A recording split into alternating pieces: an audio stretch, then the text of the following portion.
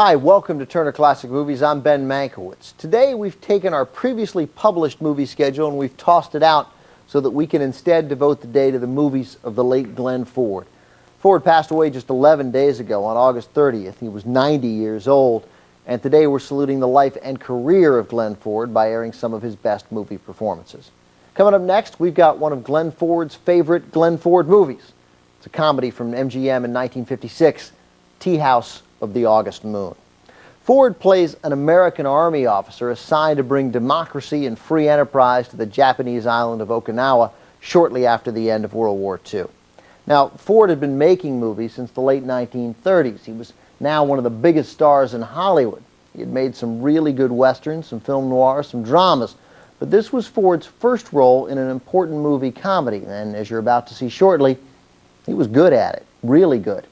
It certainly helps that he had some great material to work with.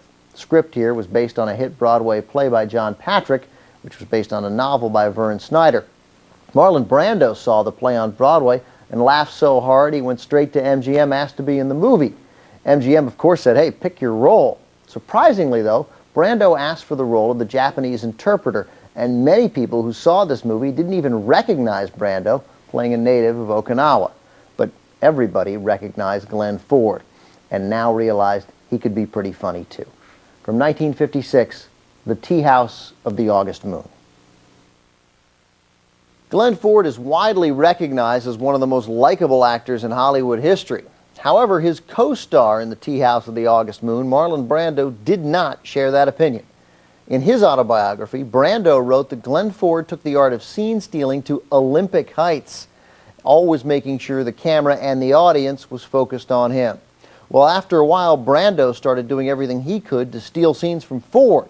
So was Glenn Ford a major league scene stealer? Well, the jury's still out, but at least one of Brando's accusations was true. Glenn Ford always preferred to be shot showing his left side. The star of many movie westerns had once been kicked by a horse on the right side of his jaw, and Ford just preferred to highlight his unkicked side. So Marlon Brando made a point of doing everything he could to get Glenn Ford to spin around and play to his right.